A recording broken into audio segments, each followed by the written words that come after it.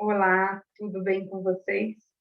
Eu me chamo Marilisa Pedralaico e eu sou graduada em Pedagogia e pós-graduada em Metodologia do Ensino Superior na IAD pela FAEL. Eu atuo como educadora no município da Lapa há 9 anos. Dentre estes 9 anos, 4 anos fui gestora de uma instituição e atualmente estou na coordenação pedagógica. E hoje eu estou aqui para apresentar o meu trabalho, atividade final da disciplina isolada, Fundamentos da Educação à Distância. E para apresentar o meu trabalho, eu vou compartilhar a minha tela, cujo o tema do meu trabalho é interação entre professor e aluno na IAD. Para dar início, vou comentar um pouco sobre o papel do professor na IAD. Então, definindo o que é professor, é a pessoa que ensina uma arte, uma ciência, uma técnica, uma disciplina docente. Com essa definição, entende-se que professor é aquele que ensina um determinado conteúdo. No âmbito específico da IAD, podemos efetuar tentativamente as múltiplas funções do professor, que no presencial é assegurado por um indivíduo. Então, isso acontece devido que no presencial o professor é um para uma única turma e na IAD o professor são vários por se tratar de vários alunos. Dentre estes professores, podemos contar com o professor formador, o professor conceptor e realizador de cursos e materiais, o professor pesquisador, o professor design ou pedagogo, o professor de recurso e o professor monitor. Ao se pesquisar os diferentes professores na IAD, nos deparamos com diferentes autores que dão a nomenclatura destes professores de forma diferenciada, mas eles possuem as mesmas funções, que é aquele professor que vai trabalhar com a grade curricular, questão das políticas públicas, mas a questão da parte burocrática. Tem aquele professor que vai organizar os materiais, os livros, até se chegar ao professor monitor, que também é conhecido como tutor, aquele que vai trabalhar diretamente com o aluno. Esse professor possui algumas características, que deve ter um perfil inovador, buscando algo mais significativo para o aluno ter uma aprendizagem efetiva. Então, ele deve estar sempre inovando sua prática de acordo com o aluno, para que este conteúdo ele possa ser efetivo para a sua aprendizagem, deixando de lado aquele papel de autoritário, passando a ser um orientador do processo de ensino-aprendizagem, auxiliar e facilitar, motivando o aluno para a sua autonomia.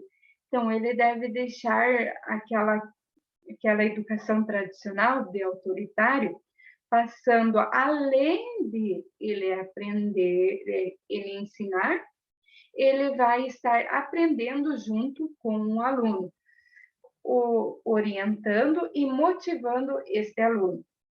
Ele deve organizar ambientes de aprendizagem que possibilitem o aluno transformar-se em sujeito autônomo do processo de construção do conhecimento. Também, muito importante esse ponto, ele deve ter atualização constante, tanto na sua disciplina quanto a metodologia, as tecnologias. Então, ele deve estar sempre se atualizando na sua formação continuada, não só na sua disciplina, no seu conteúdo, mas sim na metodologia de como passar o conteúdo para o aluno. E também, atualmente, ele deve ter algum domínio do uso das tecnologias. Falei um pouquinho sobre o papel do professor, agora eu vou comentar um pouquinho sobre o papel do aluno na EAD. Definindo o que é aluno, é pessoa que recebe lição de um mestre, discípulo, escolar, indivíduo que recebe uma educação formal numa instituição educacional, que busca aperfeiçoar seus conhecimentos numa área ou matéria específica, um aprendiz. Então, entende-se que aluno é aquele que busca conhecimento através de uma instituição de ensino numa determinada área do conhecimento. O estudante na EAD é um indivíduo abstrato da educação tradicional, imaginado em locais diferentes. Então, o que diferencia da educação tradicional é que o aluno vai até a instituição para buscar o conhecimento. E o aluno na EAD, ele pode estudar em diferentes lugares, em diferentes tempos, seja no seu trabalho, seja em casa, ele possui essa flexibilidade. Também tem algumas características. Ele pode ter alguma dificuldade de locomoção, questão do transporte. A maioria são adultos de entre 25 e 40 anos, que trabalham e estudam. Então, devido à conciliação de trabalho e estudo, muitas vezes eles não conseguem estar presente no polo, e eles optam por essa modalidade que tem essa flexibilidade de tempo e local do seu estudo. Muitas vezes eles estão voltando ao seu estudo com experiências negativas, evasão escolar ou até mesmo repetência. Na maioria das vezes, eles foram formados para a educação tradicional, para a passividade, a repetição, a cópia e a obediência. Então, eles foram formados para somente copiar e não reproduzir. O que eles vão encontrar dificuldade na questão do autoestudo deles. Mas, e de acordo com o PRET 2005, eles devem ser um sujeito ativo no processo de construção do conhecimento. Então, eles devem superar essa formação que eles tiveram na questão da cópia e formando um sujeito em que eles têm um autoestudo, um sujeito que vai construir seu próprio conhecimento. Deve ser autônomo, disciplinado, tem um planejamento e organização do seu tempo de estudo. E que isso exige um grau de maturidade. Então, na educação básica, muitas vezes, este aluno não tem a maturidade do seu autoestudo. O que acontece? O monitoramento dos pais. Falei um pouquinho sobre o papel do professor e do aluno na EAD, agora vou comentar sobre os meios de interação entre eles. Então, interação é a ação que se exerce mutuamente entre duas ou mais coisas ou duas ou mais pessoas. Ação recíproca entre o usuário e o equipamento, computador, televisão e entre outros. Então, a interação é mediada entre duas ou mais sujeitos mediadas a tecnologias no âmbito da EAD.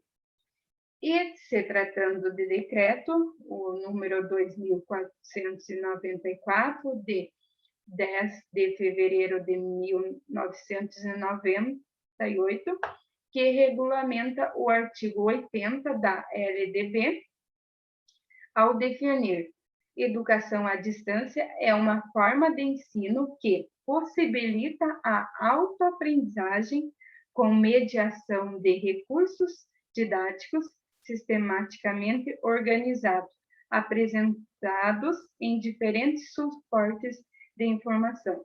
É aquela interação entre mais sujeitos, mediado pelas tecnologias, para uma autoaprendizado. Vou falar um pouquinho sobre os vários meios de interação e comunicação entre professor e aluno. São vários, mediados também por vários textos, seja eles impresso, audiovisual e multimídia, e é o leitor, aluno, que, com sua história de vida e de leitura, se atribuirá sentido. O professor deve possibilitar ao aluno que recebe essa informação também para ser um emissor, um autor numa troca de ideias. Ou seja, é o leitor que vai fazer a leitura com sua bagagem de vida, que vai atribuir sentido com o texto. E o professor deve permitir que o aluno também possa produzir as ideias numa troca de conhecimento. É aquilo que foi falado anteriormente, no processo de ensino-aprendizagem. E esse ensino de aprendizagem, hoje, atualmente, é através da internet, tecnologias de informações de comunicações, as TICs. Também através dos dispositivos móveis, o celular, tablet, ou até mesmo notebook, entre outros meios tecnológicos. Ele é através também dos e-mails. Hoje, atualmente, está em auge a questão do WhatsApp. E para as reuniões, contamos com os aplicativos Zoom, Skype, Teams, e dentre outros. Também existe o ambiente virtual de aprendizagem, o AVA. Esse ambiente virtual de aprendizagem não significa que o aluno está estudando sozinho. Ele tem o apoio e suporte. Então, ele pode contar com os colegas de turma e também com o professor. Ele não está sozinho nesse estudo. E essa troca pode acontecer de forma síncrona ou assíncrona. A forma síncrona é de forma online, em que todas as pessoas devem estar no mesmo horário para haver essa interação. A forma assíncrona, não necessariamente todos estão juntos no mesmo horário. Um pode estar no ambiente num horário e outro em outro horário. Eles podem ficar offline, de acordo com o que eles conseguem estar presente no ambiente, de acordo com o tempo deles, de acordo com o seu trabalho, de acordo com sua rotina mesmo. E essa relação professor e aluno não se estabelece mais face a face. Então, hoje, atualmente, a educação não está se estabelecendo mais face a face, corpo a corpo, devido ao Covid-19, devido ao nosso estado pandêmico. O que Munhoz comenta em 2011, ele afirma que a utilização das tecnologias fez com que as barreiras de espaço entre as pessoas se fossem vencidas. É através das tecnologias que possibilita a continuidade na trajetória acadêmica, em que o deve auxiliar superando a distância geograficamente.